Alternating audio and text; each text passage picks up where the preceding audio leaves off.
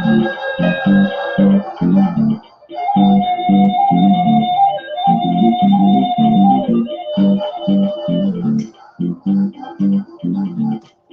back home to Africa.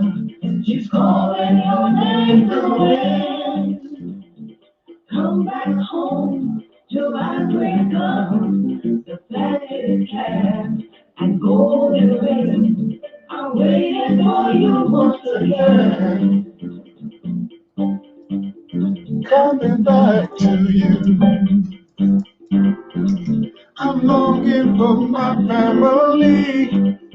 Coming back to you. Out of bondage and now I am free.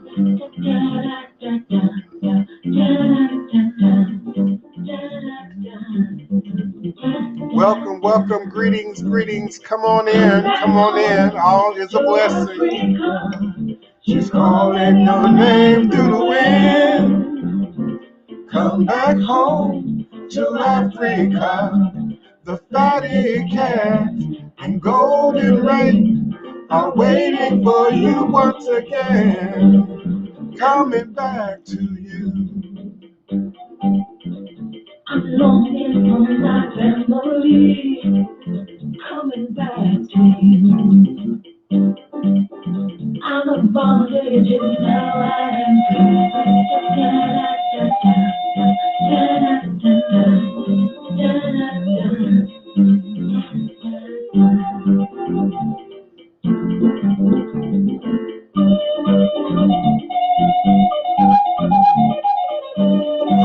Greetings. Welcome. Blog Talk Radio, area code 845-277-9143, 845-277-9143. Welcome. Come on in.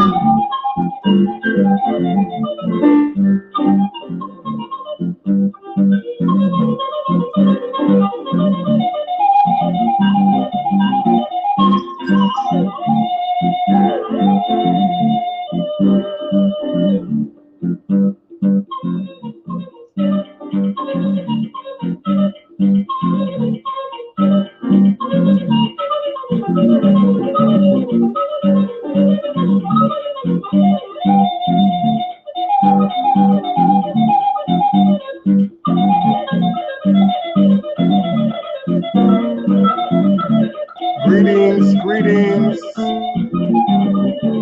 Abargani.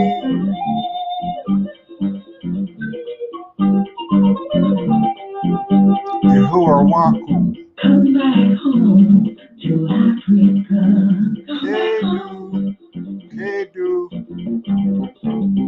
Come back home to Africa. Bawoni. Alafia.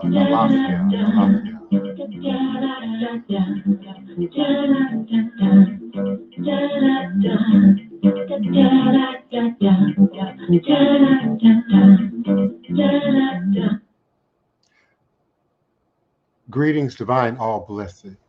Eshu Alegbuana Kosi Were Awo Ondo Utu Nu Iwo Ada Afanbo Osi O Batalami Itani Ebo Onilio Abane Shu.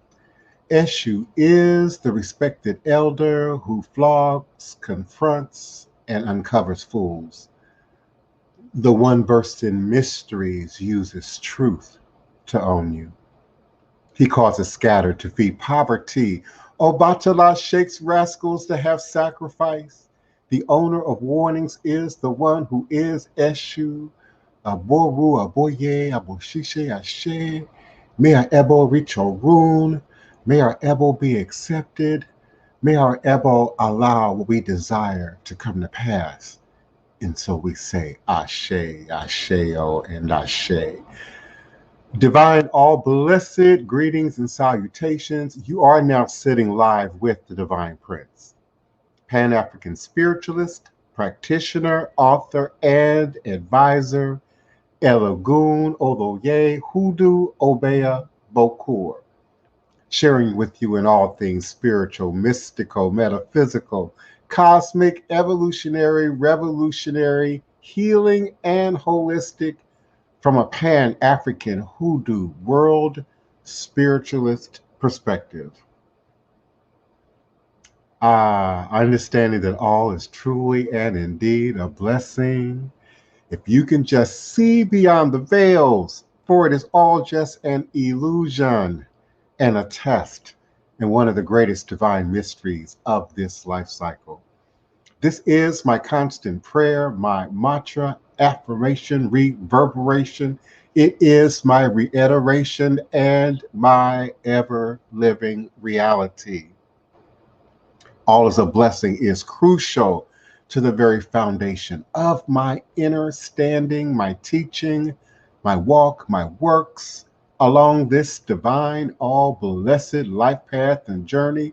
It is how I, the Divine Prince, make sense out of all that we are challenged with here in our daily existence on Mother, Father, Earth. And it is my personal place of power and inner standing, the place from where I begin, the place from where I realize and crystallize all my endeavors, understanding that I and I alone create and co-create my divine destiny, and I alone create and co-create my divine, all blessed reality. And so it is, Ashe, Asheo, and Ashe. Greetings, beloved. This Monday, I am indeed emanating and vibrating with you and for you now live, virtually, verbally, cosmically, quantum, universally, from this working temple of the House of the Divine Prince. Thai Potions, Hoodoo Central, in this legendary, historic, beautiful, and most enchanted city in America, New Orleans, Louisiana, the land of my ancestors and those who came before me along this spiritualist hoodoo obeah life path and journey, passing down the great obeah stick along with the knowledge of the life-giving herbs, roots, plants, rituals, spirits, minerals, indeed our ceremonies, indeed our lifestyle, and as our beloved Denise Augustine shares, indeed the legacy, the culture, and tradition of our sacred stories. I want to say, while it's on the tip of my tongue, be mindful that we are actively now running our Tour Plus Experience campaign. There's nothing else like it in the city of New Orleans.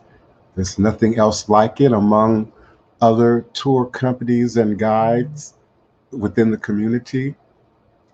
I might be a little bit prejudiced, but I consider Denise Augustine, and many others do, to be a consummate master historian, teacher, griot, storyteller, indeed the sharing and the retelling of our sacred stories. And of course, I offer the voodoo history and tradition and lifestyle component to our Tour Plus experience. So we invite you to contact both myself and Denise, but you can contact me at www.houseofthedivineprince.com. You can also reach me at divineprince at houseofthedivineprince.com by way of email, oursacredstories.com. And before we move forward, understanding that the creation of sacred space is critical to all that we do, all are, who we are, where we be at any moment in this present moment in time space. And indeed, I stand on the shoulders of great and mighty ancestors. We stand on the shoulders of great and mighty ancestors. I am because my creators are all powerful, receptive, open to operate in all that is for my good, that mirrors my best image. I also want to remind you, if you haven't heard it before, if it hasn't been said to you before, the black woman is God. The black woman is God. The black woman is God. And indeed, humanity passes through the womb of our great mothers, our great ancestral mothers. And so, indeed, we're all born God. Just as we are all born human, we are all born God. We are. I am, because indeed we are. We are not all born adults, but we're born humans, and we go through infancy and adolescence and childhood and teen and young adult. And so we indeed are born God, but we are born to walk, create, and create a journey that we walk. We are born to walk the journey that we create and recreate that mirrors our best interests. And the blessing in that is that we can change our minds, we can start again, we can begin anew, we can make a difference in this present moment in time space.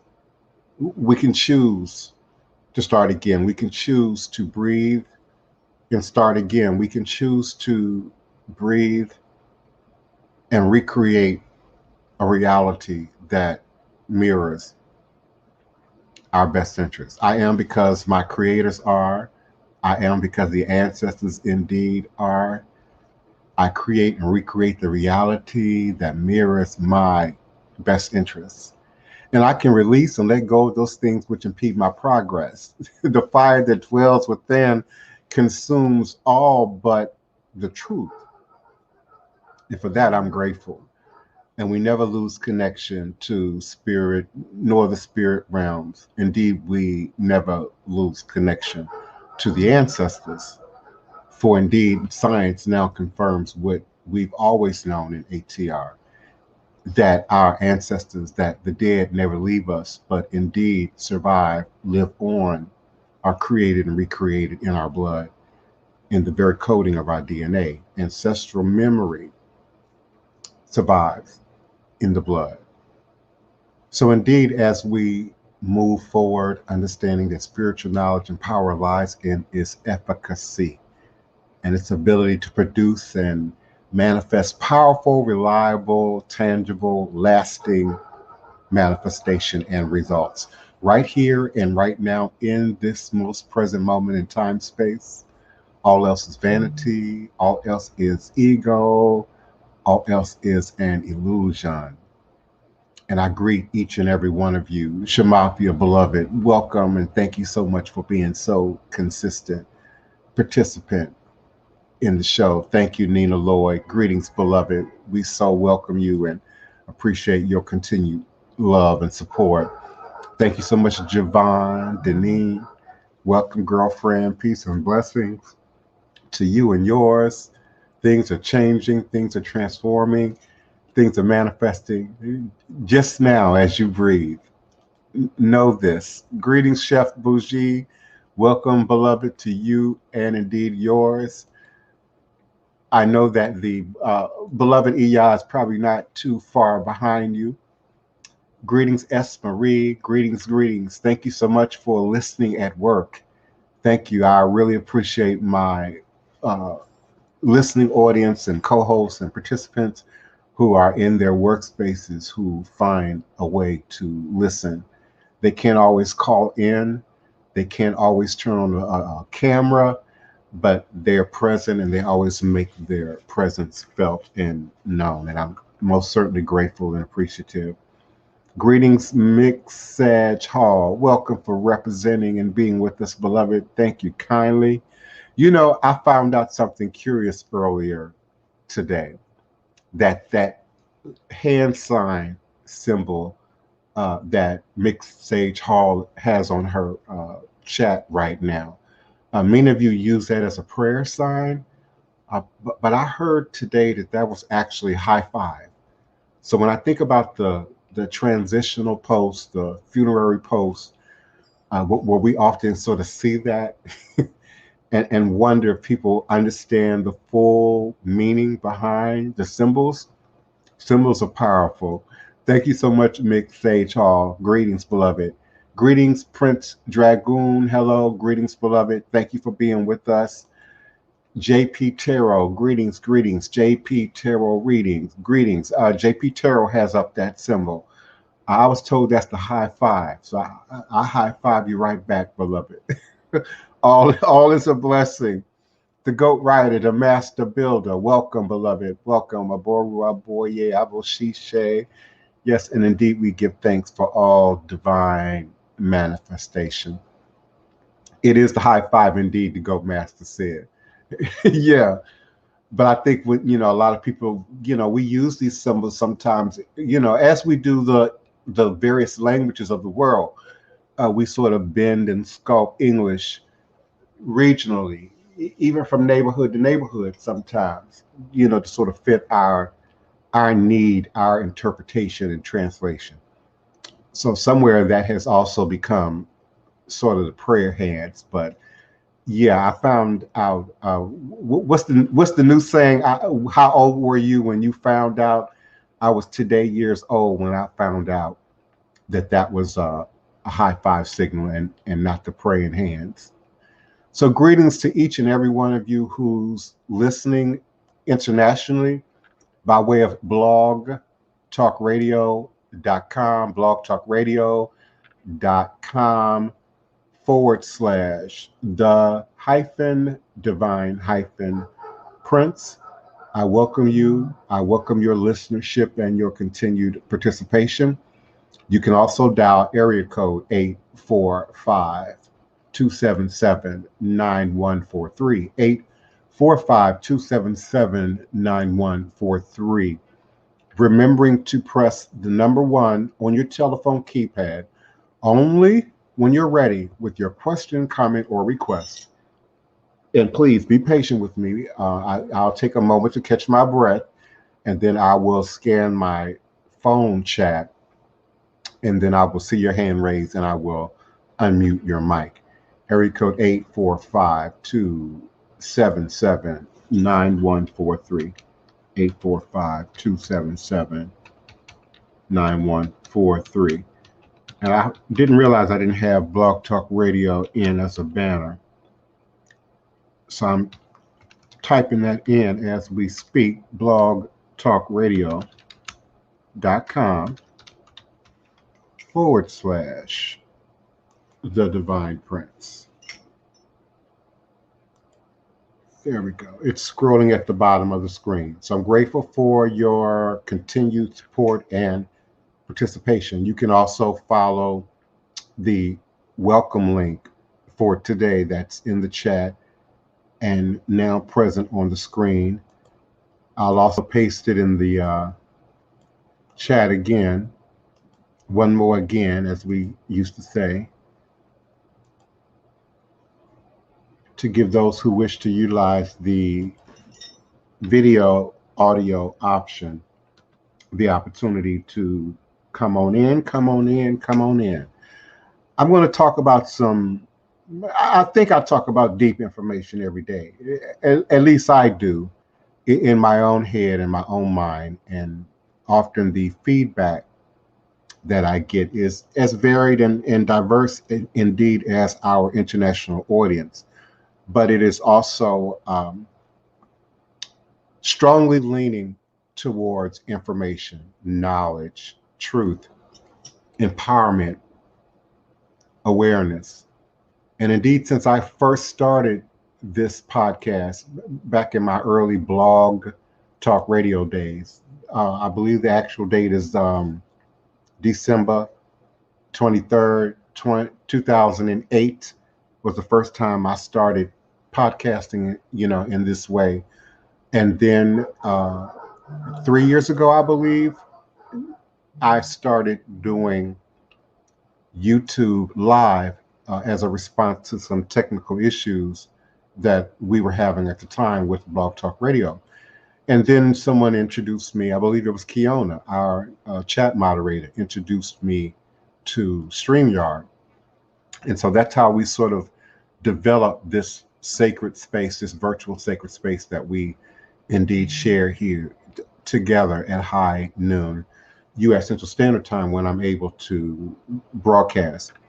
And so I want to talk more about our cultural legacy as Africans, Pan-African, diasporic Africans in the world, and how we are the living embodiment and indeed the living legacy of the plans and wishes and desires and indeed the fears and anxiety of our ancestors, our most ancient ancestors, and indeed our more recent ancestors. And there is a cultural legacy of practice, tradition, and belief that has a, like a coin has two faces, a face that fits neatly, compartmentalizes neatly into the quote unquote American lexicon of cultural nuances. And then there's that which is, real only to those who are actively involved in practicing in these practices and traditions at the grassroots level, at the community level, in your houses, in your homes, indeed in your bosoms that don't often mirror the Western interpretations of what our cultural legacy is here in the Americas. I've said on many occasions that the African American legacy often has been stepped on, even where we are acknowledged and highlighted and given great honor and tribute. It's still often stepped on in the conversation of traditional African culture, Pan African culture, and the diasporic representation of that culture, the Black presence in North America, the African presence in North America still continues to a great deal to be stepped on and limited to just slavery, just the Middle Passage, just, out of slaves, here we are today, and have been accused of not maintaining an authentic connection to our ancestral roots and traditions. And we are guilty, many of us, of fostering this belief, uh, knowingly or unknowingly, when we continue to seek outside ourselves for cultural legitimacy and indeed cultural legacy. There's nothing wrong with exploring and visiting and traveling to and investing in our Pan-African diasporic footprint. I support those who seek to, move to Ghana. I love the YouTube videos of Black individuals and Black families who moved to Ghana, moved to Senegal, moved to Egypt, moved to other, parts of the world. It's always beneficial and enlightening and culturally edifying to travel within our country. And indeed, if you can afford it and have the resources and the time and all the necessary components in place, indeed, travel, travel, travel. But I'm talking about cultural legacy. What is our cultural legacy? The descendants of the Middle Passage, born here in North America, in the U.S. What is our cultural legacy as it speaks back to our ancient grandmothers and grandfathers of the great motherland? What indeed do we continue to bring to the table, continue to feed, continue to support, and indeed continue to protect as we grow and edify ourselves, but simultaneously create a foundation, a lattice work, a blueprint that the present generation and those coming after us will indeed continue to be able to pick up and follow. What is that cultural legacy? And those of us who are indeed alive and under the sound of my voice have the opportunity to create and recreate African cultural legacy for ourselves right here, right now, in this most present moment in time space. The contemporary Americas have benefited from the intellectual heritage of three major cultural groups: the Native Americans or the indigenous Aboriginal peoples of this land, the European, and the African. Much of the scholarship concerning Africans in the Americas has functioned under the myopia of the deficit model, a term frequently used by Robert Ferris Thompson to explain the tendency of scholars to view African cultural contributions as non existent or at best deficient. You've heard me talk about our desire to, get our groove back in Jamaica, to somehow find our roots and our connections in Haiti, to indeed reconnect with Ghana, with Nigeria, with Cameroon. And I'm not here to say that that's not a beneficial thing. I'm not here to say that that's not a good thing. But we must stop, overturn, erase, rewrite the idea that our African traditional contributions are non existent or somehow deficient to Cuba or Panama or Puerto Rico or Brazil. The deficit model presumes that because of their lack of material goods and deprived social conditions under the yoke of chattel slavery, Africans were unable to contribute in any significant way other than their labor to the formation of the cultures in the Americas. I've talked about the edict straight out of the Roman, what they say, the Holy Roman Catholic Church, which allowed the enslaved Cuban and subsequently Spanish speaking ethnic groups of our people to accept Catholicism, show up for your Catholic rights, but indeed you can keep your traditions, practice your traditions on your downtime. And so the Lukumi that we see, the Santeria that we see, the Palo that we see coming out of the Caribbean, coming out of South America, Kendable seems whole, seems organized compared to how we track the African cultural legacy among our people here in North America, which was indeed forced to go underground. Lest you be beheaded, behanded, foot removed, ear removed. Indeed, we could not drum, couldn't dance, especially after the Haitian Revolution. Understand, the Haitian Revolution only made things worse for us when it came to voodoo demonstration. After the Haitian Revolution and the fear of revolt, we were not allowed to drum. We were not allowed to gather. We were not allowed to organize. We were not allowed to do anything, including Christianity, that appeared to empower us in any way. And because of the forced or involuntary nature of the African diaspora, it is often forgotten that these mitigating groups, in this case enslaved humans, carried with them more than just their bodies.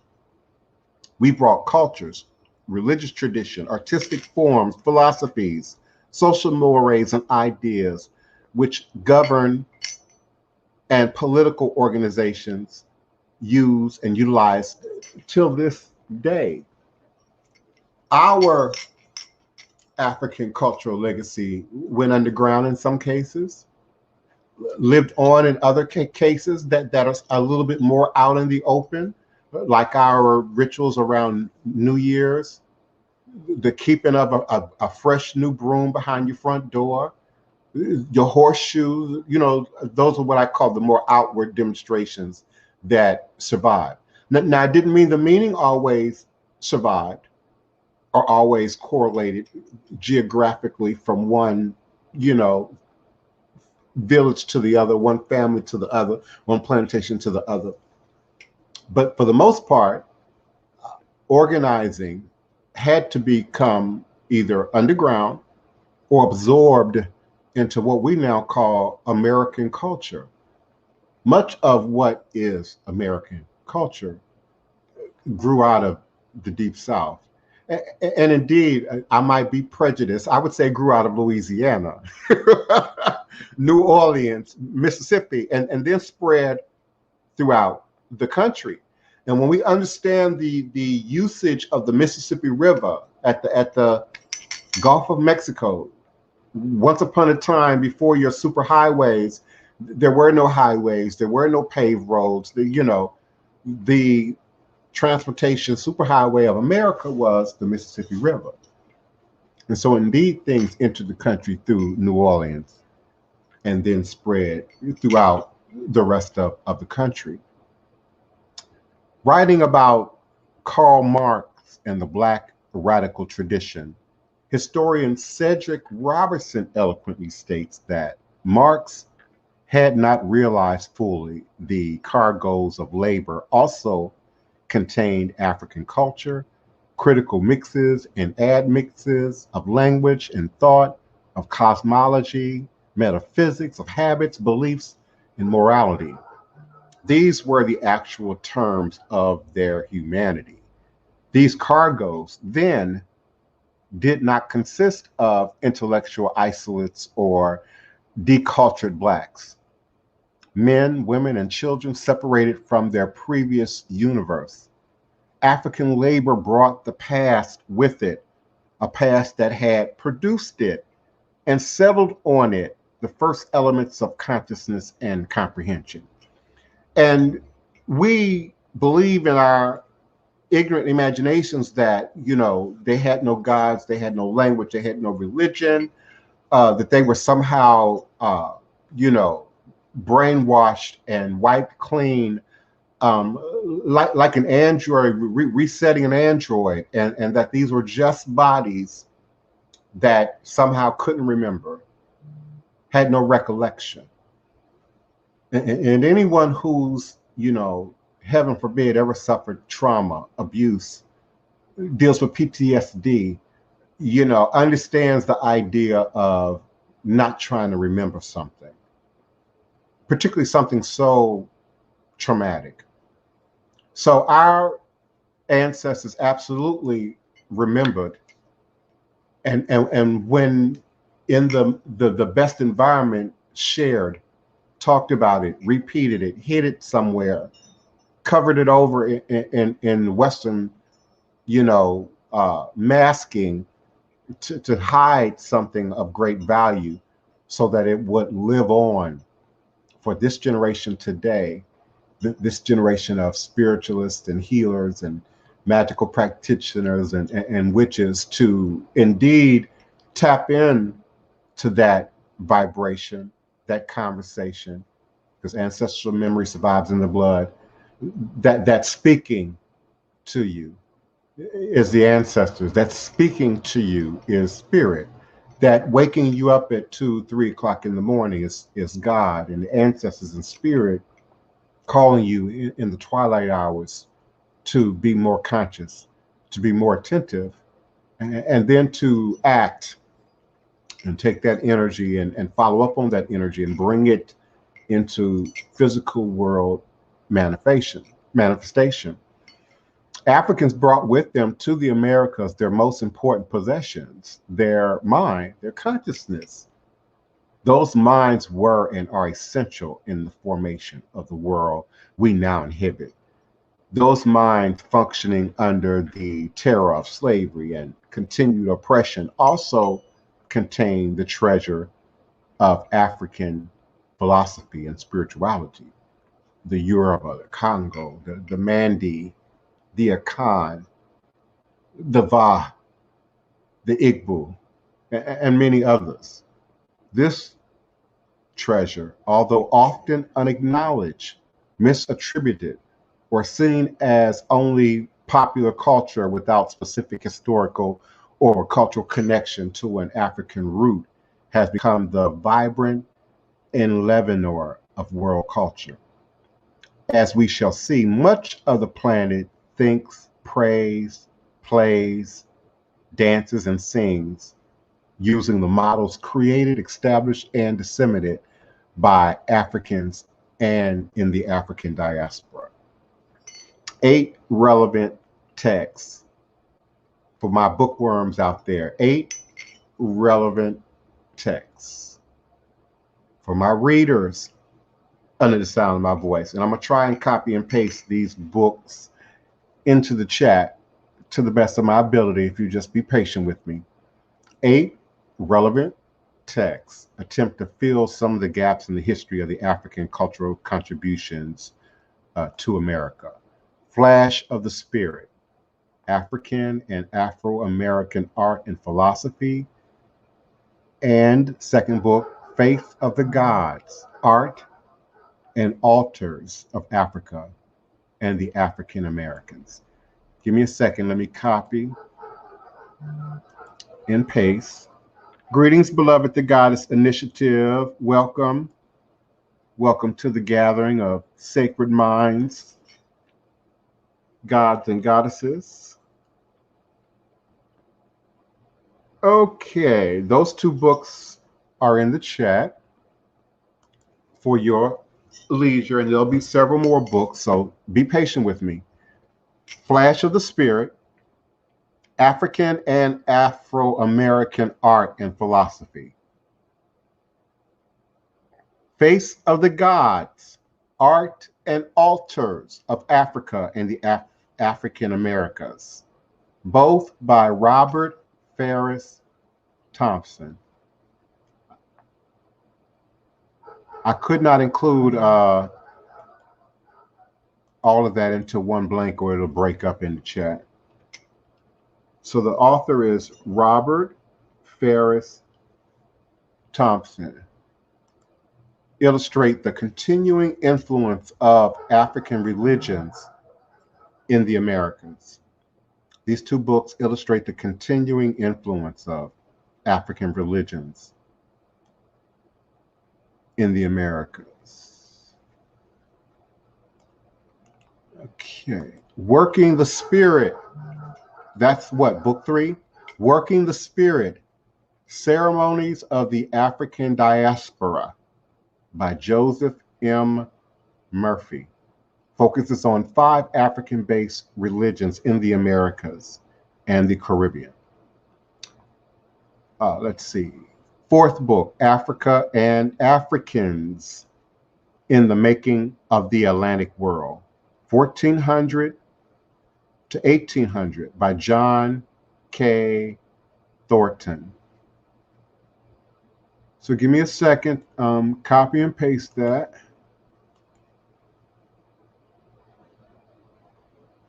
Okay, thank you in my chat. Hello, Oracle Treehouse. Greetings, beloved. Welcome to the Sacred Circle. Okay, there we go. Working the Spirit, Ceremonies of the African Diaspora by Joseph M. Murphy. Forgive the typo. Focuses on 5 African-based religions that have continued, that have manifested now here in the New World. Okay, and the 4th book, popping that into the chat. Africa and Africans in the Making of the Atlantic World, circa 1400 to 1800 by John K. Thornton. Offers a carefully documented record of Africans in the Atlantic world. Book number 5, African Roots, African Cultures. Let me say that again, African Roots / American Culture, Africa in the Creation of the Americas by Sheila S. Walker. Let me introduce that into the chat.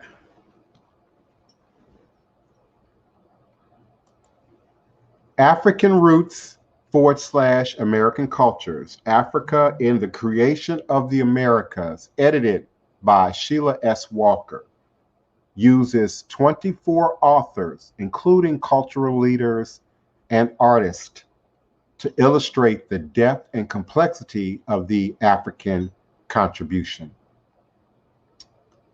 Next book, Rethinking the African Diaspora, edited by Christian Mann and Edna G. Bay, focuses on the influence of the Bight of Benin on Brazil. You know, the Bight of Benin is one of my more favorite regions to focus on when I'm doing my research and study, particularly as it relates to Louisiana. We know that the first ship arriving in Louisiana, bringing our enslaved ancestors, originated from that Bight of Benin. We also now understand that Brazil was the top location for exporting or importing enslaved Africans. So in terms of the numbers of Africans brought to this world, the largest percentage were carried from the Bight of Benin onto Brazil.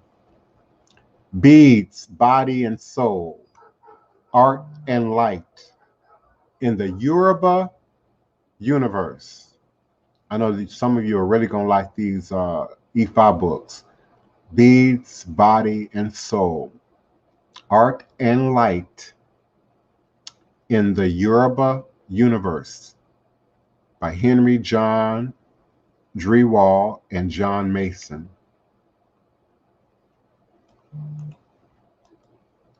See if we can get that in the chat.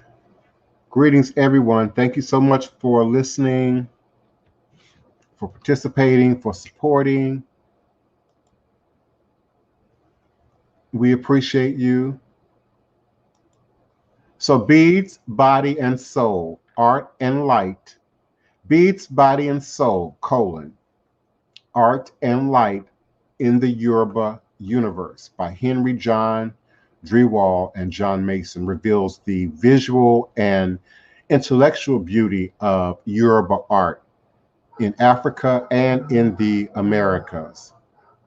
And then Central Africans and Cultural Transformations in the African Diaspora, edited by Linda Haywood. Central Africans and Cultural Transformations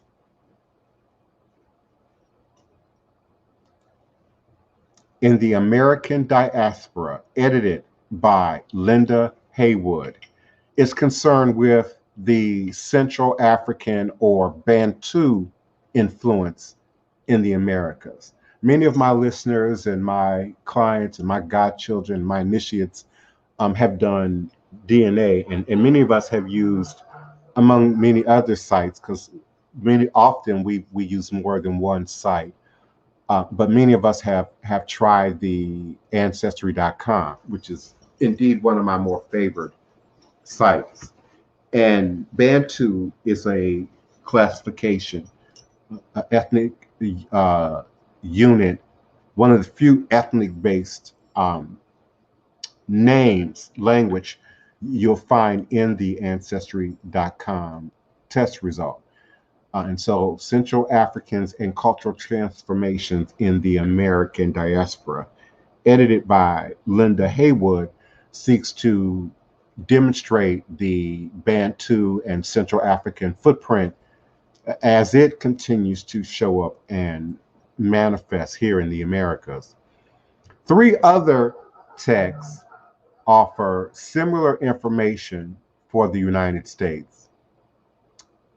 Africanism in American Culture by Joseph E. Holloway. You can also find many of these books, if not all of them, in my Google Books. I've read almost all of these books at one point or another. The Goddess Initiative is 20% Bantu. Greetings, Alexis Williams. Welcome, welcome, beloved. I would have to look at my my test results. Give me a second, see if I can.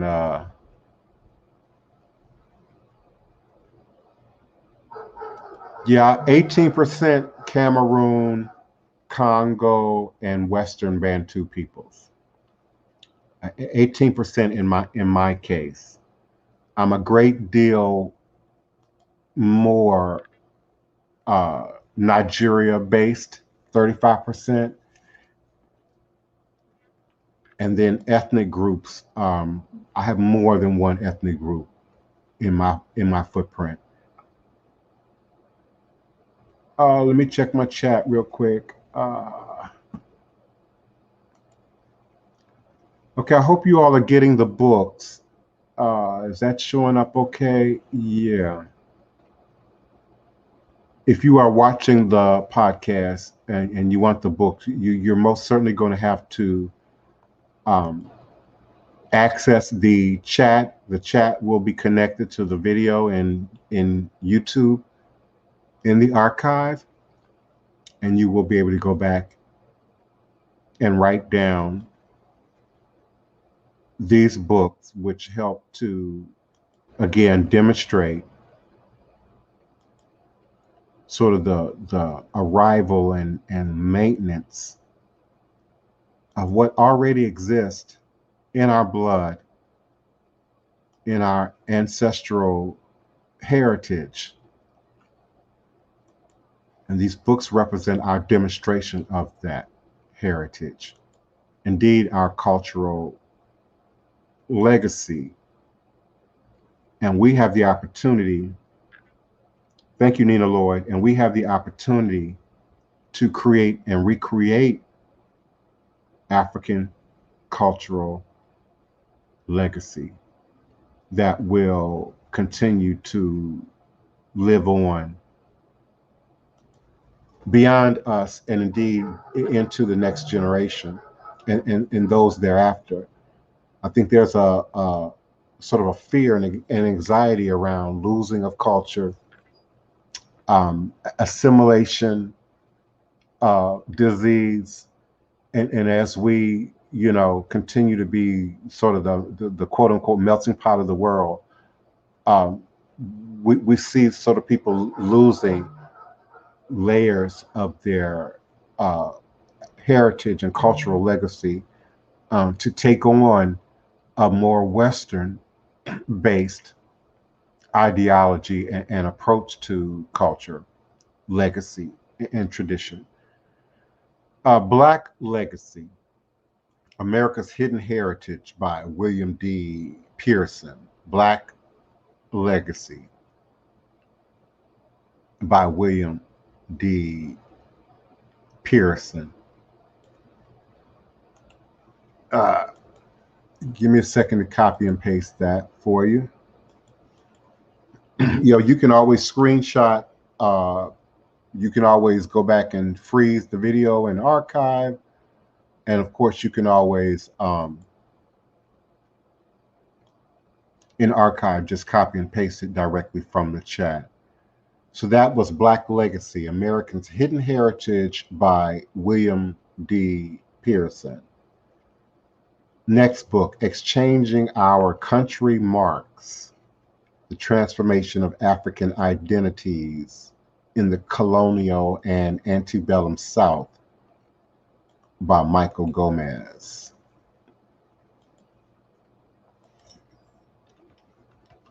Exchanging Our Country Marks, The Transformation of African Identities in the Colonial and Antebellum South by Michael Gomez.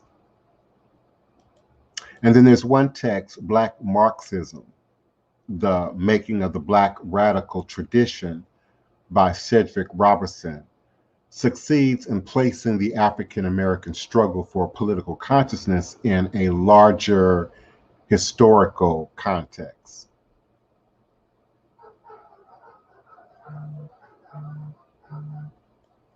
We copy and paste. These are just a few of the relevant books and texts, but they offer examples of um, our ability to maintain stewardship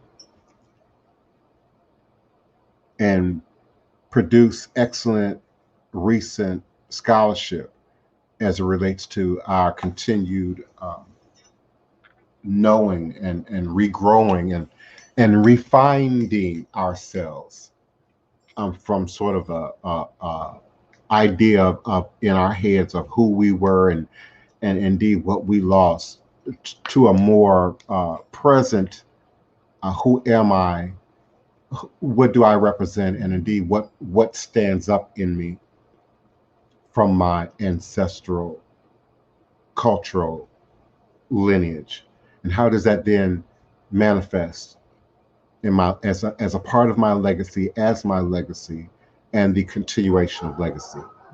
Africans in the Americas had various ways of resisting slavery and oppression, including but not limited to work slowdowns, breaking of tools, escape, and indeed revolt.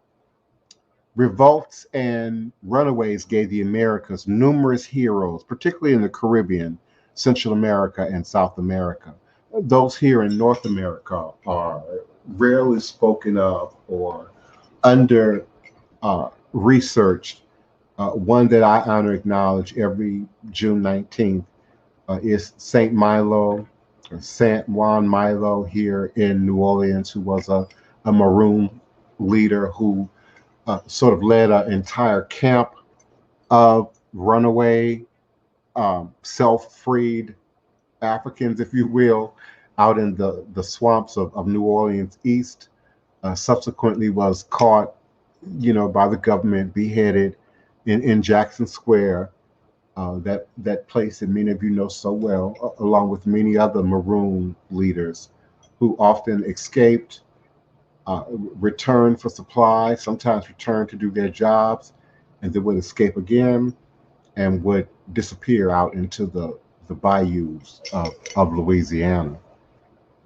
So we have a history of resistance throughout sort of the mid-Atlantic slave trade footprint, the Americas, Caribbean, Central America, South America. Some exceptional leaders are still celebrated. Captain Limba in the Dominican Republic, Yanga in Mexico, King Zombie in Brazil, King Bincos Biojo in Colombia, King Bayano in Panama, Queen Grandy Nanny, and Captain Kojo in Jamaica, King Miguel Guacamaya in Venezuela, Mackendal and Bookman in Haiti, and again, Saint Milo here in Louisiana, who's just not given nearly enough coverage, and many others who I've talked about in previous shows, who are not as acknowledged as some of these Maroon leaders indeed were, and continue to be. And although not as well known as the others, John Horse, A.K. Juan Caballo, or Gopher John, also here in North America and in Mexico. Many of these Maroon leaders claimed a royal heritage, hence their titles king and queen. Given the royal intrigue in many African kingdoms, their claims of an aristocratic heritage may well be true. More importantly, the popular imagination has offered them a coronation by consensus, in which legends and songs have declared their nobility. Zombie of Palmares was celebrated in recent recordings as a king and as a lord. As Brazilian pop singer Jorge Ben put it, I want to see what will happen when Zombie arrives. Zombie is the Lord of War. Zombie is Lord of Demands. When Zombie arrives, it will be he who commands. And some of you might be familiar with Zombie. We have Grand Zombie, the Grand Zombie, a voodoo deity specific to New Orleans. And so these names and these heritages and these lineages often make a crossroads, intersect in places much unknown to us until research, until discovery, indeed until DNA analysis is often performed to sort of connect the dots for us here in the Americas. Beginning in 1978, members of the Black movement and other activists formally celebrated Zombi Palmares as the national hero of Afro-Brazilians. Liberated African communities were called by different names depending on their location. The English word maroon comes from the Spanish cimarron, which in turn has an Arawak or Taino origin. Cimarron originally referred to domestic cattle that had taken to the hills in Hispaniola, and soon after it was applied to American Indian slaves who had escaped from the Spaniards as well. By the end of the 1530s, the word had taken on strong connotations of being fierce, wild, and unbroken, and was used primarily to refer to African American runaways, maroons, cimarroons. Cimarron became Seminole, which in turn became Seminole in English. Many enslaved Africans brought with them the skills used in the process of maroonage. In the Kingdom of the Congo, for example, those affected by the continuous civil wars between 1641 and 1718 had to learn how to mobilize troops or even whole villages, evacuate an area, and resituate in a protected or unreachable location. These logistical skills were exactly the ones necessary to establish and maintain maroon communities. In most of the Spanish speaking Americas, remember, Louisiana was first a Spanish territory. In most of the Spanish speaking Americas, maroon societies were known as palenques, Spanish for arena, enclosure, palisades, although in Venezuela, they were also called cumbres. Creole language scholar Ian Hancock explained that the strongest connotations of African influenced languages found in the Americas occur in areas that contained maroon settlements. It should then come as no surprise that some of the names for these types of settlements are in African languages. In Brazil, they are known as quilombos from the Kikongo and Kimbandu, Quilombo, meaning respectfully troops, military unit, capital, town, settlement, confederation.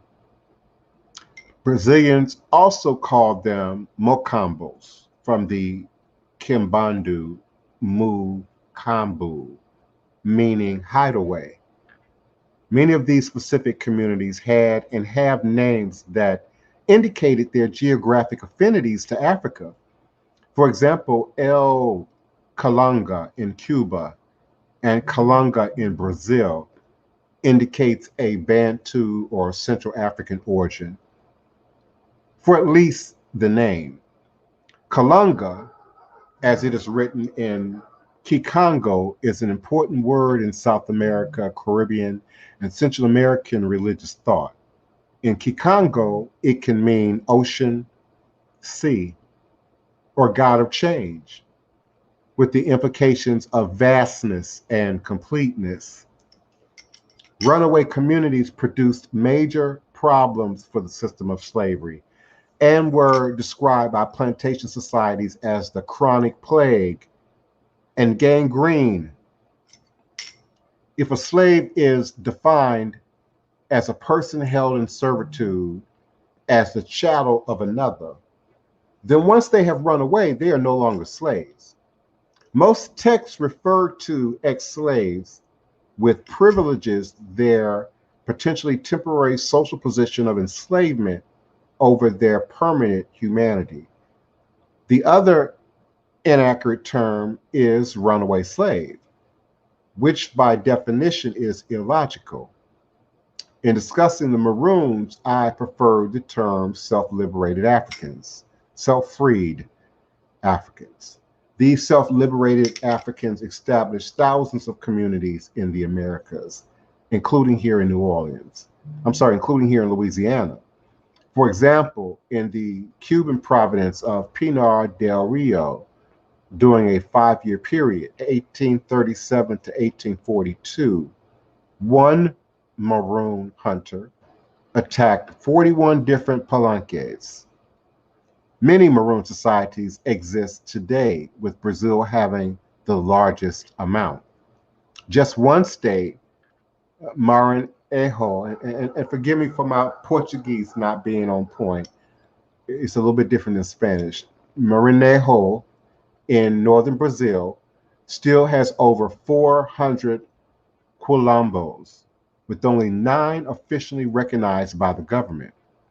Suriname and French Guiana in South America also have vibrant Maroon communities, whose main groups are the Ndyuka, Ndyuka, Saramaka, the Matawe, and the Aluku or Boni, Paramaka, and the Kewinti. Owing mainly to the scholarship of Richard Price, Sally Price, and Kenneth Bilby, there is an excellent body of work in English documenting the Maroons of Suriname and French Guiana. The history and concerns of Jamaican Maroons have also been well recorded by Kenneth Bilby, Marvis Campbell, Edward Camus Birthwhite, and Carla Gottlieb. Africans, in their longing to be free, also established other models for all inhabitants of the Americas, including Europeans. As Cuban scholar and social activist Carlos Moore wrote, after being cut off from the motherland for almost a century, the black slaves had lost all hope of returning to Africa. They now recognized this land, Cuba, as their land, their home. But this process of Cubanization on the part of black slaves, taking place in the midst of the harshest of conditions imposed by slavery, did not involve the Spanish in any way. In other words, the blacks were becoming Afro-Cubans, whereas the whites were remaining Spanish. Europeans were sending their children to Paris, London, Madrid to be educated and acculturated. There indeed was a class of Creole here in Louisiana that sent their children to Paris to be educated. As Moore indicated, the ideas of independence in this new environment were established by Africans. In some cases, these ideas were Native American, as in the example of the Iroquois League and its influence on the Constitution of the United States. I would like to point out also that the models for independence were quilombos, palenques, and Maroon societies. I live, I'm blessed to say, and again, I like to brag, I live in the first free Black community in America, the first free Black neighborhood in America, Treme.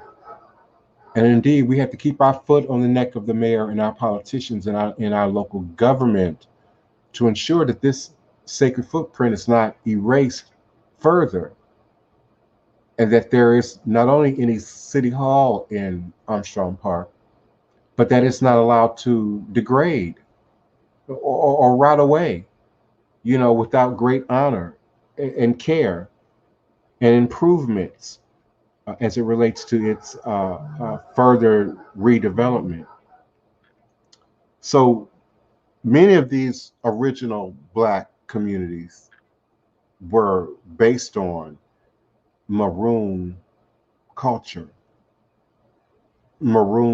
successful Maroon villages and communities that existed under the thumb of enslavement, but then continued to exist on beyond enslavement, or legal enslavement, I should say.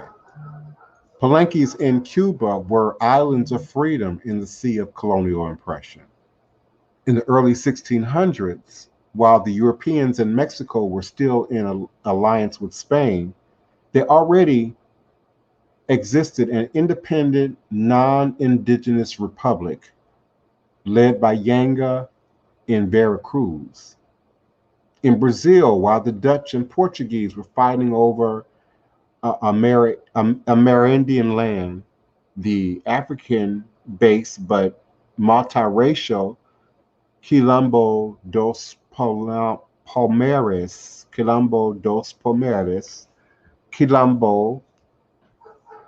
of the Palms is what that means, existed for approximately 100 years, 1595 to 1695. The motto of Palmares was Quam via parum amor a liberdade fica. Whoever comes for the love of liberty stays. While celebrating the 300th anniversary of the death of Zombi, the leader of Palmares and now the most celebrated Afro-Brazilian hero, Ambassador Raimundo Sousa Dantas points out that Palmares debe ser lembrado como el primero movimento social onde anochos de ciudadanía começa a surgir. I hope my Portuguese don't sound crazy.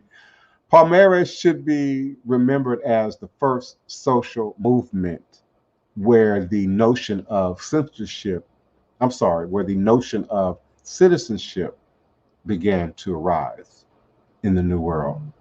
Africans longing to be free established the models for Brazilian independence that are still relevant to African Brazilians in the 21st century. This is illustrated by the recent creation of numerous groups using Quilombo in their names. Quilombo Today, a group of African Brazilian writers. Quilombo Artistic and Recreational Association, a samba school and movement created by Candia Nia Lopez and Martino Davila. Quilomboism, a social political project organized by Afro-Brazilian writer and political leader Abdias do Nascimento. By choosing these names, these groups are consciously reclaiming resistance as a necessary part of their daily lives. And so in Black masking culture and tradition here in New Orleans, you have those of us who consider ourselves Maroons, not necessarily Mardi Gras Indians or Black Carnival Indians, but indeed Maroons who continue the cultural legacy of resistance by reclaiming identity and tradition through Black cultural masking. Your baby dolls, your second lines, your funerary rites, your Mardi Gras Day and Carnival expectations for masking Indians and Skull and Bones and other black masking cultural figures, the Zulu Club, all those things that maintain the continuance of cultural legacy. And in the mid 1970s, debate arose in Brazil regarding what would be the appropriate date to celebrate Afro Brazilian heritage. The Brazilian government chose May 13th, the day Princess Isabel signed the papers supposedly freeing the enslaved population. That sounds very familiar to our Juneteenth celebration, acknowledging the legal liberation of the enslaved Africans, arriving late to Texas. And many people, again, still today celebrate and acknowledge Juneteenth.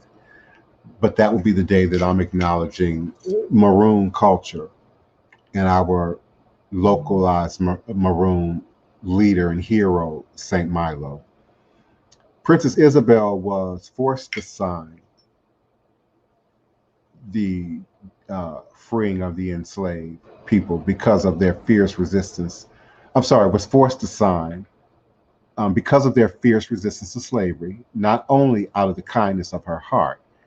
They insisted, they instead chose November 20th, the day when Zombie was killed, as Zombie Day or the Day of Black Consciousness.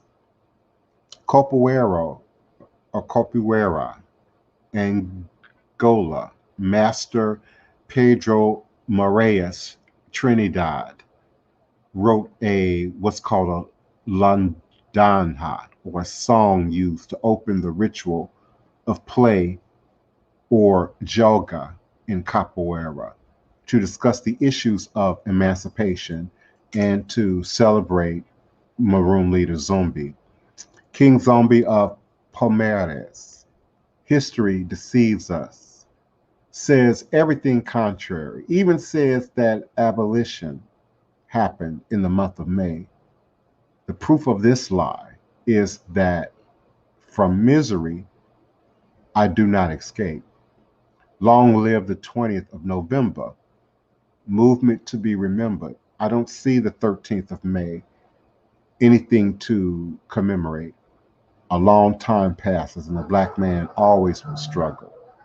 Zombie is our hero. Zombie is our hero, old friend of Palmares. He was the leader for the cause of the black man. It was he who fought the most in spite of all the fighting, my friend. The black man did not liberate himself. The black man did not liberate himself, comrade. So, capoeira is an Afro-Brazilian martial art used historically to resist slavery and oppression. So it is understandable that a capoeira master like Mestre Moraes would write such a homage with a grounding in the past, but also expressing the continuing problems of today.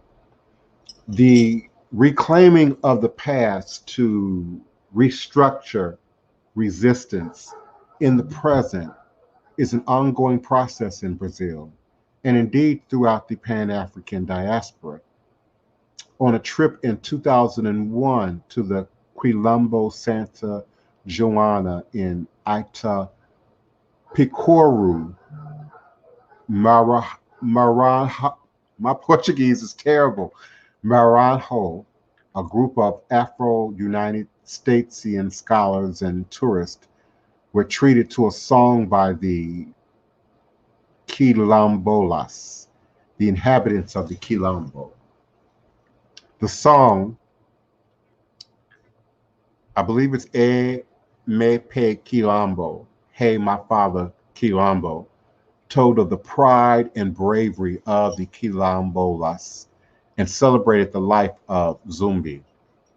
So we're talking about the celebration of the life of Maroons, Maroonship, Maroon culture, and indeed Zombie, this great Maroon leader. Founded in 1821, the Quilombo Santa Joana has a long history of resistance.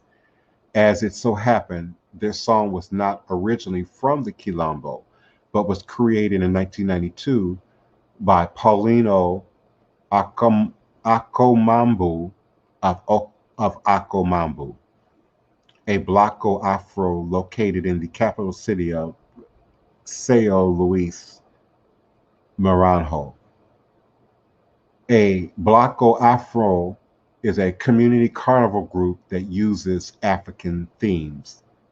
The name Akomambu is from the Ewe language of Ghana and Togo. It means a culture should not die. In this case, a Blanco Afro, inspired by the history and social political legacy of the Quilombos, created a musical tribute to them. This musical homage was recognized by the Quilombolas themselves as an honest and worthy appreciation of their lives and struggles. They in turn accepted the tribute and incorporated it into their daily lives as a tool for developing self esteem and to reinvigorate the moral of the Quilombo or the morale of the Quilombo. Haiti provided one of the most important models for Africans living in the United States. News of the Haitian Revolution in 1791 created the Black Scare in the Caribbean and southern United States and led to the doubling of the population of New Orleans in a decade. Most of this new population was freeing Haiti and Cuba, making New Orleans truly a Caribbean city. This same news had the opposite effect on African Americans in the United States. Among other things, it inspired the rebellions of Gabriel Prosser, 1880, and Denmark Vesey, 1822, encouraged members of the first Black Masonic Lodge formed by Prince Hall, and led to celebrations in remote Black towns like Nicodemus, Kansas, more than a century after the end of legal chattel slavery. In 1973, Jose Luciano Franco wrote Los Palenques de los Negros Cimarrones, the Palenques of the Black Maroons, which quickly became the definitive book on the Maroons in Cuban.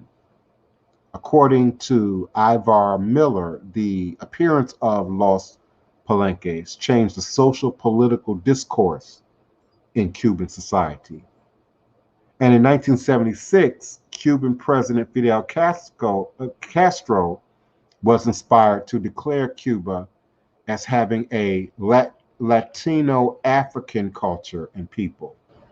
The ideas of the Quilombos, Palenques, and Maroon societies are still alive and informing our lives, whether as found in an independent and secure organization, community, country, or in a more abstract manifestation as a safe intellectual haven, much like Black masking culture in New Orleans, a safe intellectual haven for ideas, creativity, grassroots movement, cultural and artistic production. I hope you all are enjoying and appreciating this show and this information. Let me stop for a moment and take a drink of water and check my chat here. Yes, sweeter than honey. You got it right. Saint Juan Milo. It's going to be said differently in Spanish, in French, in English, but you've got it. You've got enough to throw that in a Google search and get some African information. Goat Rider, the Master Builder. Yes, Seminole, a Fractured Creek Nation, and a Maroon collaboration. There is Seminole Country in Florida. Yes, Alexis Williams. Thank you, Univero. Haven't seen your name in a minute. Greetings, beloved. Thank you for being with us and participating in the show.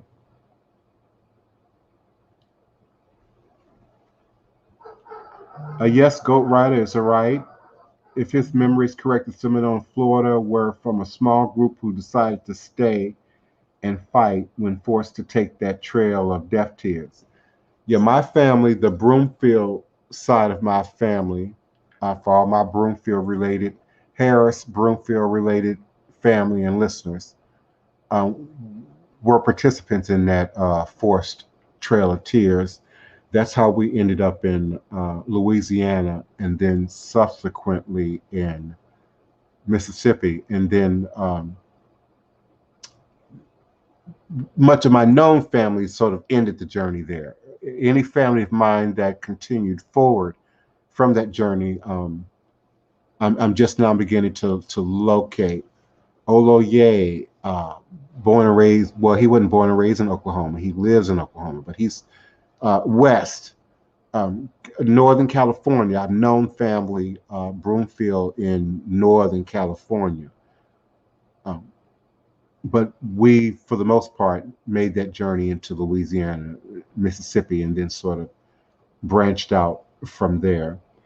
Univero says, I experienced toxic Africanism among my fellow African friends and relatives who claim Africanism by speaking bad English and clinging to the African accents but cannot speak any African vernacular. Thank you, everybody, for your participation. Yeah, fact check everything. I invite you all to always fact check what I say, but most certainly fact check everything. Goat Rider the Master offers that he was unaware of Treme until the HBO show years after it had been released. He fell in love with it and watched the series from time to time. Yeah, I actually participated in Treme on HBO. I masked black culture. Um, I did Mardi Gras Indian. I did just carnival masking. I think there was a Halloween masking I did. That was really my introduction into Hollywood South here in New Orleans was through the HBO series Treme, and things sort of just grew from there. Daniel Silva, Sleva, I don't know if that's Sleva or Silva, Sleva, I guess, says he remembers speaking Portuguese in a dream. Greetings, Electro Vibes. Greetings, everyone. I appreciate you. And of course, my blog talk radio international audience. Let's look and see who's here. We have new visitors with us. You know, we have our usual India and Bangladesh, Australia, um, Philippines, Russia, China, Japan, South Korea. We have all of our regular. Iran is still listening. Turkey is still listening. Ukraine, Finland, Sweden, Norway is still listening. Kenya is still with us. Uganda is listening. Thank you for being with us. Democratic Republic of Congo is still listening. South Africa is still listening. Nigeria, Ghana are both still listening. Niger is still listening. We have a new listener. Algeria is now listening. Algeria is a new audience. Thank you so much, Algeria, for listening and participating. Brazil, thank you so much. Venezuela, regular participants, listeners. Argentina, regular listeners. Dominican Republic, Haiti is a regular listener. We certainly appreciate the US, Canada, the UK, Australia, Hong Kong.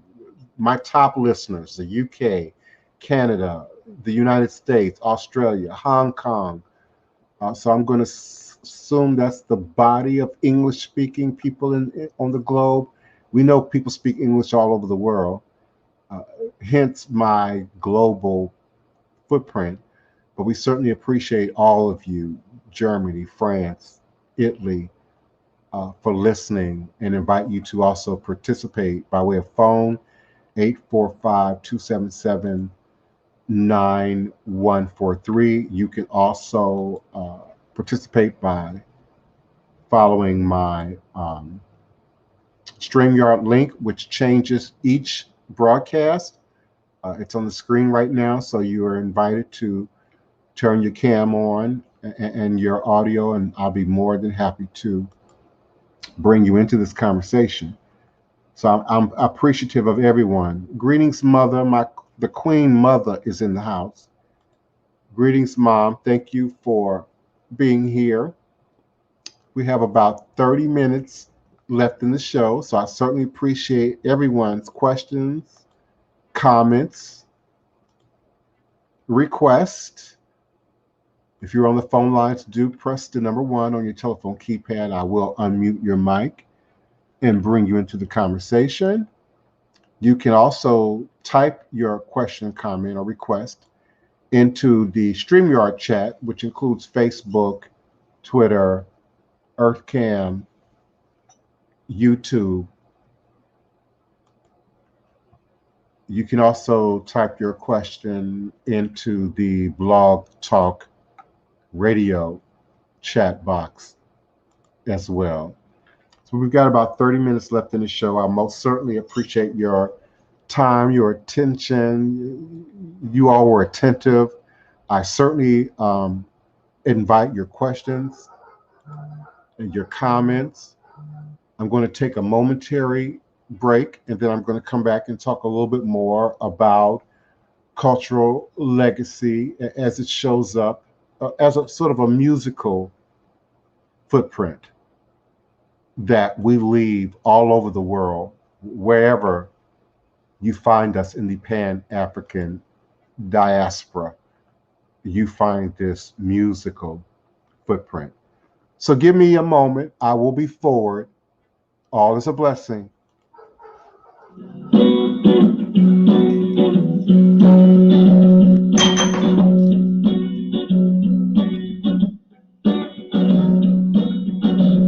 A dash of cayenne to the root. Gonna put on my grease suit. Boil a gumbo, hot and steady. Don't care if it's ready. Gone free at that old cemetery. Down on Cleveland where she's buried.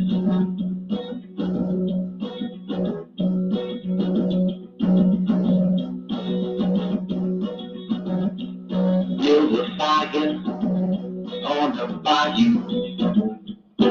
When the black cat scratched at two. Under a full moon that blue. Chant some magic words to follow. A dash of cayenne to the roof. Draw foot on my grease.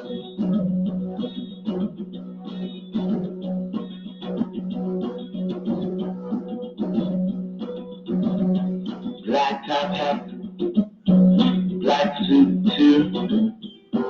Single ride that moves his through. I'm gonna get them balls out the graveyard for you. Can't see my eyes like she's do. A dash of cayenne to the roof. Draw foot on my grease. Yeah.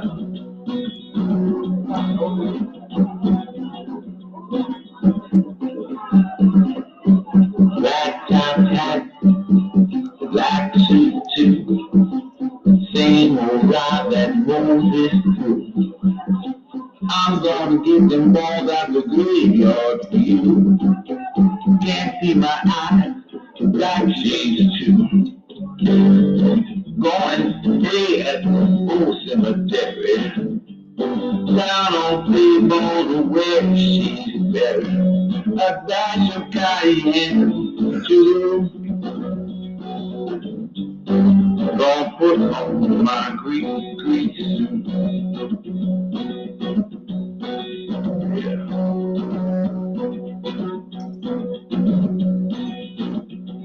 Black top hat, black suit too. Same old ride that Moses threw. How does that sound? I'm gonna hit them balls out the graveyard for you. Can't see my eyes, black shades too.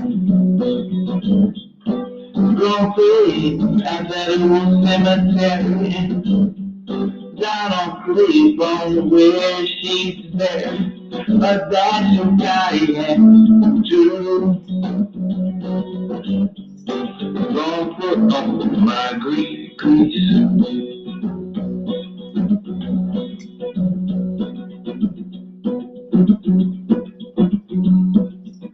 Thank you kindly. All is a blessing. As always, I am eternally grateful and honored for each and every one of you, starting with my beloved mother, my family members who always show up here in the chat, and of course, my regular co-hosts, listeners, and participants. I'm always grateful and honored that you take the time out of the middle of your day, whatever time it is in your time zone, to be present here in this shared self-created sacred space at high noon U.S. Central Standard Time for revolutionary Hoodoo, New Orleans Voodoo secrets and recipes, the power lunch, indeed.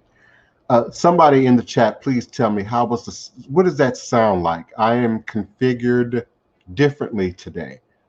Where I'm located in the house, where the computer is located, where the mic is located, where the camera is located are all configured differently today than when I normally do the podcast.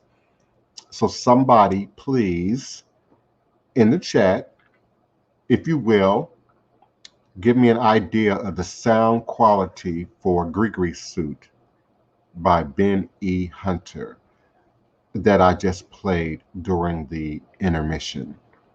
And I don't know what I was thinking. I could have actually played his video. I might do that at the end of the show to go along with the song. But if indeed you are live in the chat, thank you, Electro Vibes. Thank you kindly for your responding to my request. Thank you. Yeah, the speakers and the computer are a great distance apart from how it's normally set up. So I didn't know how that sounded. Thank you. And my mic is good. Okay, great. So I might do it this way a little bit more often. I could, be on camera, but I just wasn't in the mood today. I'm here. I'm here. I just wasn't in the mood to do my material and stare into the camera today. I got a lot going on over here. Multitasking, and everything that I'm doing right now can't be visible on camera. But I appreciate you all. Indeed.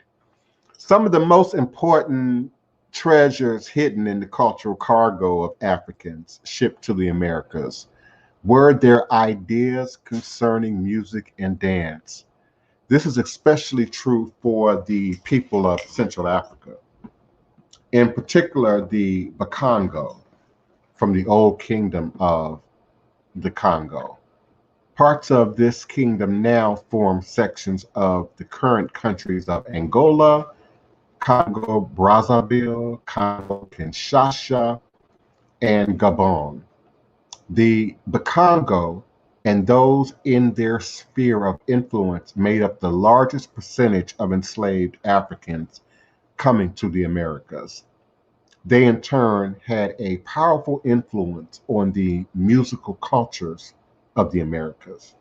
One Bakongo scholar, Fu Kiu, Kiau, Kio, Fu Kia or Kio, philosophizes that about the place of music and dance in Congo tradition.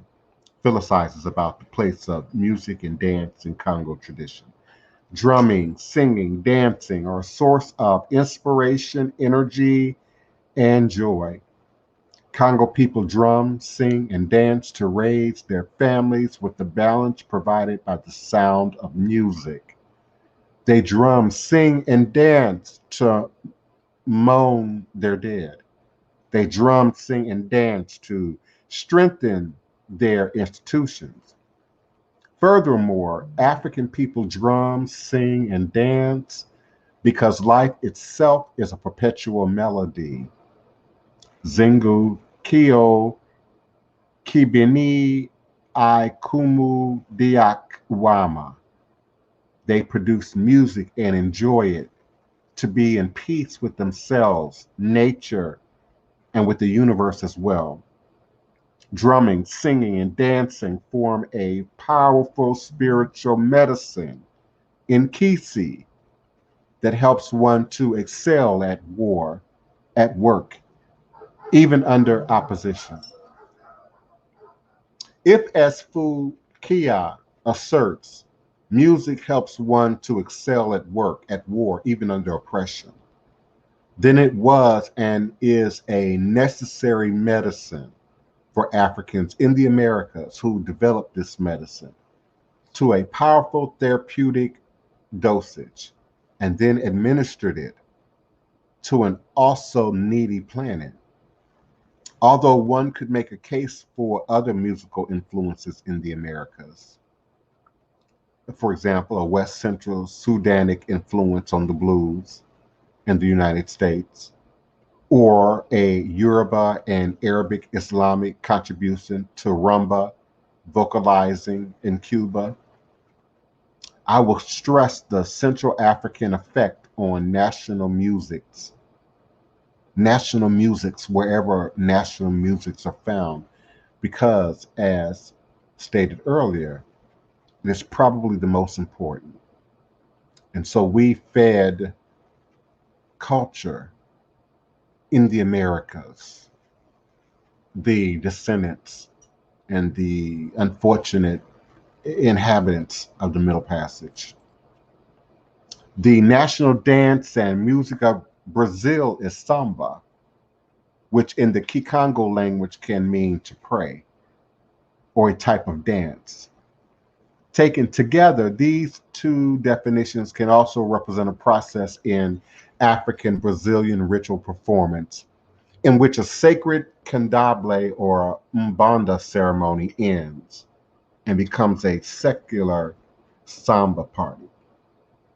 The word can also be written as in samba, with the same meaning as a type of dance. A cognate word in Brazilian Portuguese is bomba, which can mean an important person in the samba world or an authority on any topic. The word bomba is derived from kibamba, which is kikongo, and kimbandu can mean champion, hero, courageous. The instrument most identified with Brazilian samba is the cuca or puta or unca. Oh, my Brazilian, my Portuguese speakers, where are you? Help me, help me. A type of friction drum from Central Africa where it is known as cuica or puita, obviously related to the American instruments. A similar drum is known as the kinfuti in Cuba.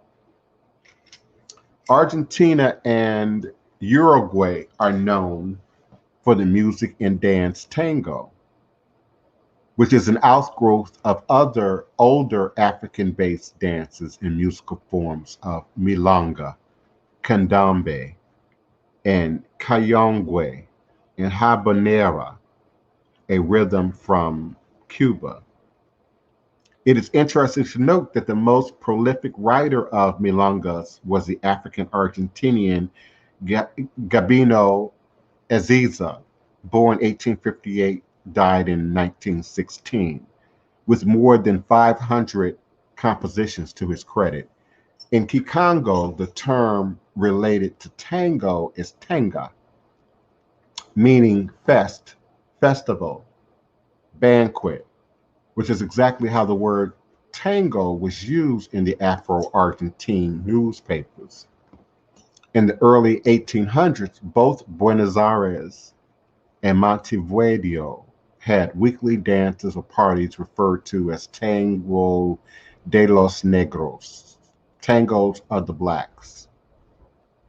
Another associated term is tangana, which means to go, to walk like a chameleon, with the idiomatic sense of to walk that walk or to strut.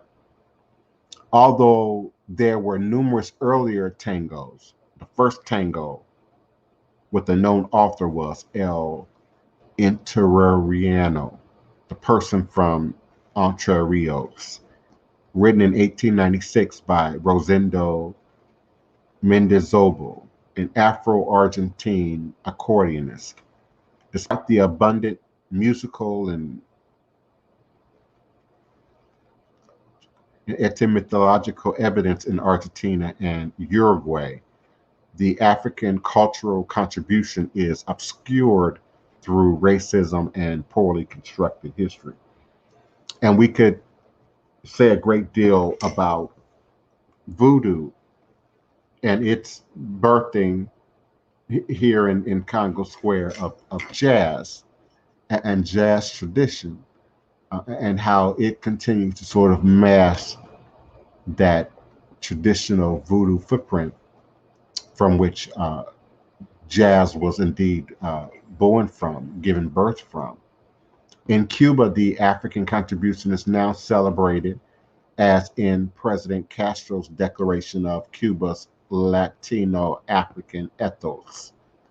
The rumba is generally considered the most influential secular music and dance form in Cuba. And its Central African roots are obvious from the word rumba itself to the type of drum, conga, used to perform it. The word is probably derived from the Kikongo lumba, to go, walk out, or get down. There are three basic styles of rumba. Yambu, a slow, elegant couples dance. Guacano, where's my Puerto Rican community, my Spanish speakers? Guacuano, a dance of flirtatious competition between male and female dancers. And Colombia, a fast solo demonstration of athleticism performed by males. Yambu is derived from the Kikongo Diambu, word, opinion, thought, judgment. The plural of Diambu is Mambu, which is the source of the word in the dance mambo in Cuba. Guacano is most likely derived from the Kikano phrase qua wako, literally meaning you never listen. The phrase is also an onomatopoetic onomatopoetic rendering of the playing of a drum or the clicking of sticks together.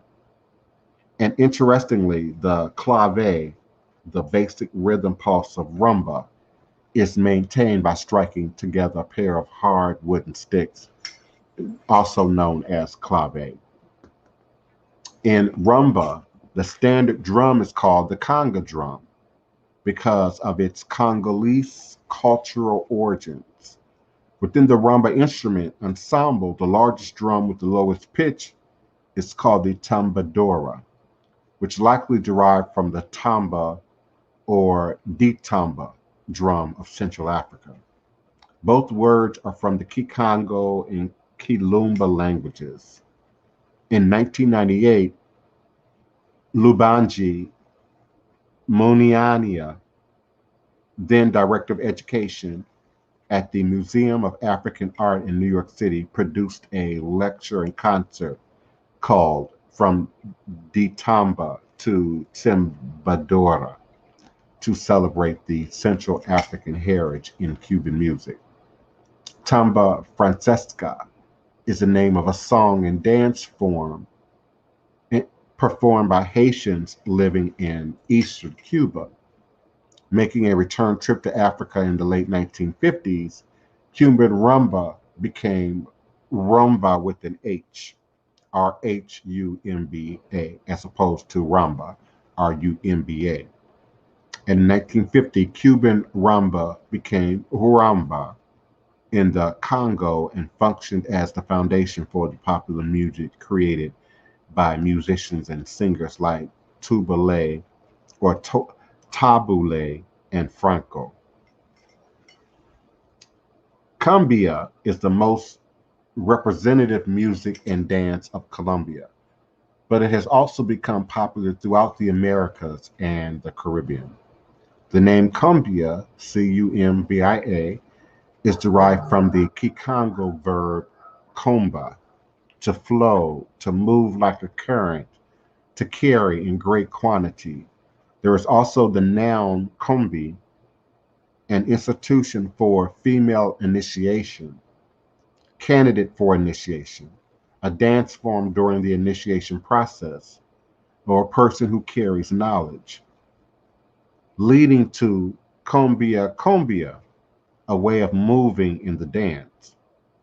The cumbia of Colombia is closely associated with the Palenque de San Basilio, in which Palenque, a Kikongo-based language, is still spoken in Brazil today.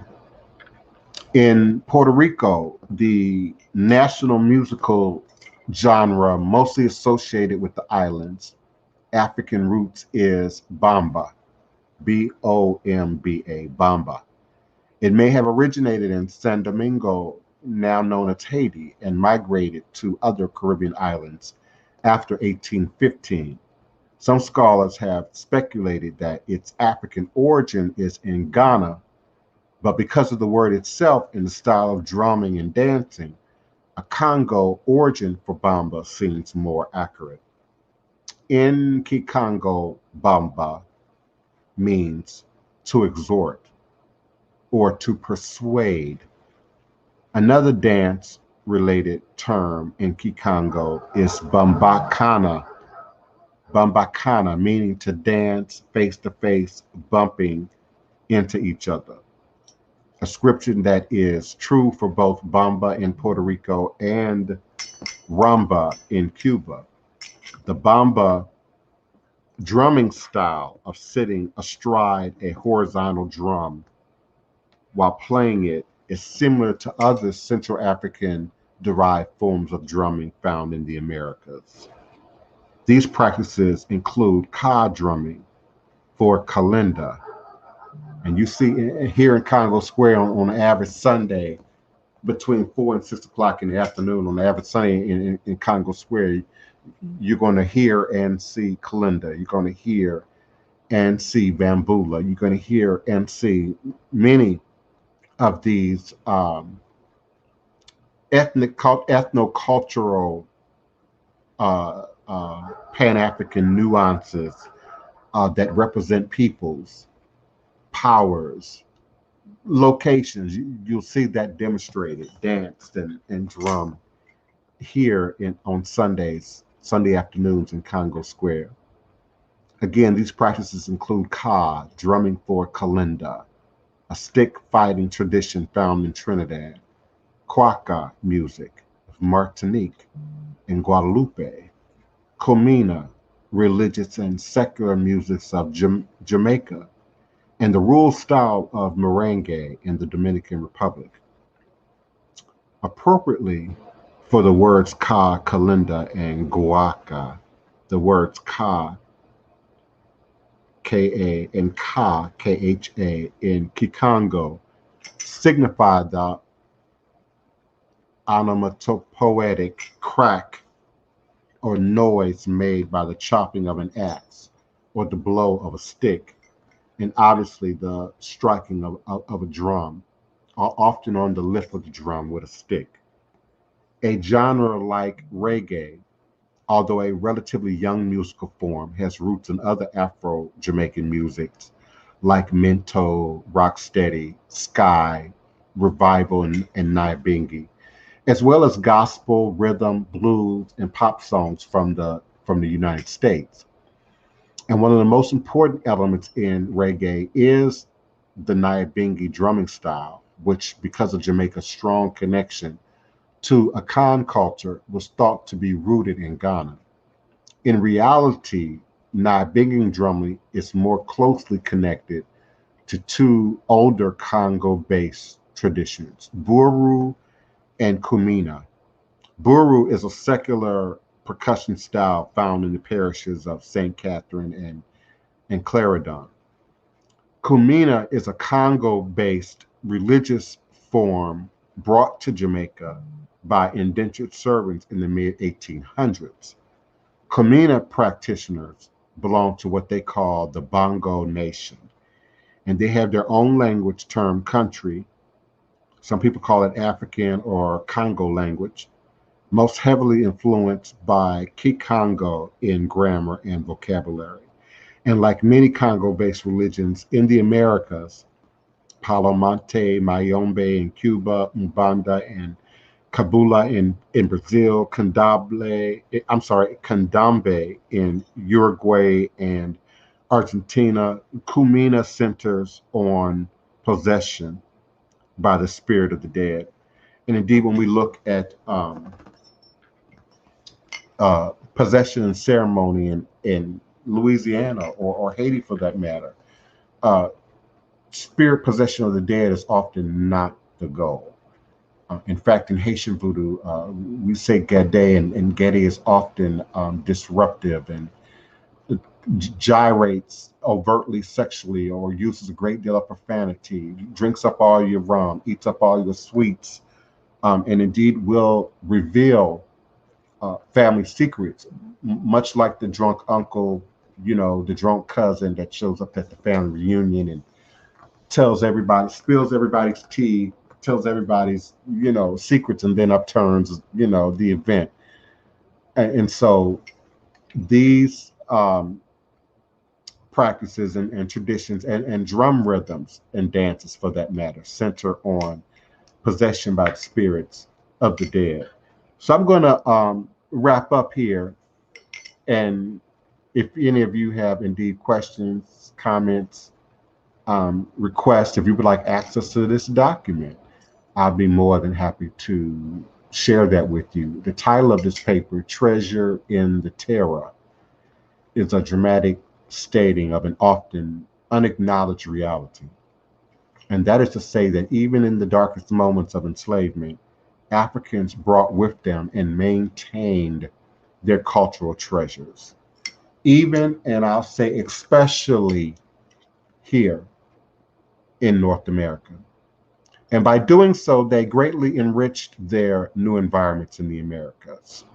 To restate an important point, when Africans were brought against their will to the Americas, they may have come empty handed, but they didn't come empty headed.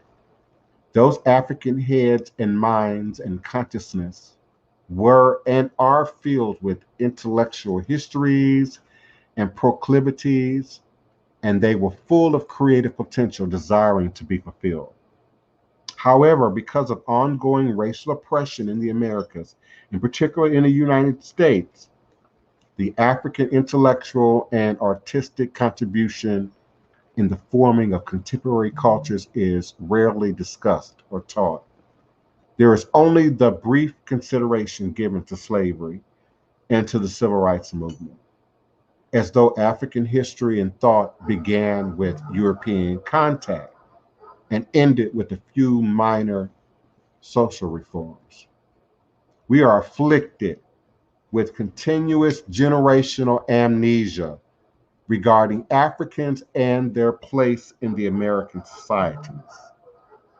The reality that we live is, however, quite different. According to Prince Brown Jr., America is a multicultural society sheathed in a European veneer. This is true for all of the Americas. We are prevented from learning about and celebrating the African legacy because of this European veneer, which was created and perpetuated by a blindly Eurocentric educational structure, and because of white supremacy as a pervasive international philosophical system. This veneer also negatively affects the appreciation of the offerings of the indigenous people of the Americas and non-European immigrants as well. Treasure in the Terra, the African cultural legacy in the Americas, has offered only a cursory discussion of the African ideas regarding politics, music, and religion as found in the Americas. It has looked at how, through their resistance to slavery and through their aspirations for liberation, Africans helped construct American ideas concerning freedom and the social political structures now found in this hemisphere. This paper has also focused on their musical contributions in Argentina, Brazil, Colombia, Cuba, Jamaica, Puerto Rico, and Uruguay. It has not discussed the rich legacy of Africans in the Dominican Republic, Haiti, Panama, Peru, the United States, or numerous other nations where there were also major cultural and philosophical offerings. I only shared this document with you as a comparison and a mutual understanding between the families and the children and the descendants of the Middle Passage. Yet, even with this brief description and in spite of its omissions, we can see that without the African contribution, there could be no contemporary Americas as we know them. Through worldwide telecommunications and the internet, and through the distribution of recordings and cinema, the cultures of the African Americas have been shared with a greater international audience. Using their philosophical, artistic, and religious creations and continuations, Africans in the Americas have made this planet immeasurably richer. It is time to honor the treasures they have shared with all of us. C. Daniel Dawson, New York City, December 26, 2002.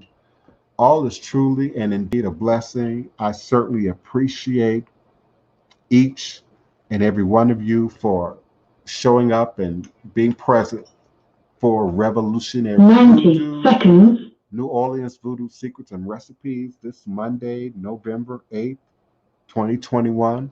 I look forward to another powerful edition with you next time at high noon. Thank you kindly, Blog Talk Radio, for your listenership and your continued participation. Thank you, Facebook, Twitter, Periscope, who am I missing? EarthCam, YouTube, and of course, enjoy me in archive by 60 visiting seconds. my YouTube page. You can also visit this show in audio archive at Blog Talk Radio. blogtalkradio.com/the-divine-prince and youtube.com/voodoo tie. V like Victor, OODOOTYE. All is truly and indeed a blessing. Until next time, be love, be light, be safe, be cautious, be blessed. 10 seconds. All is a blessing. Thank you, everyone. Peace and love.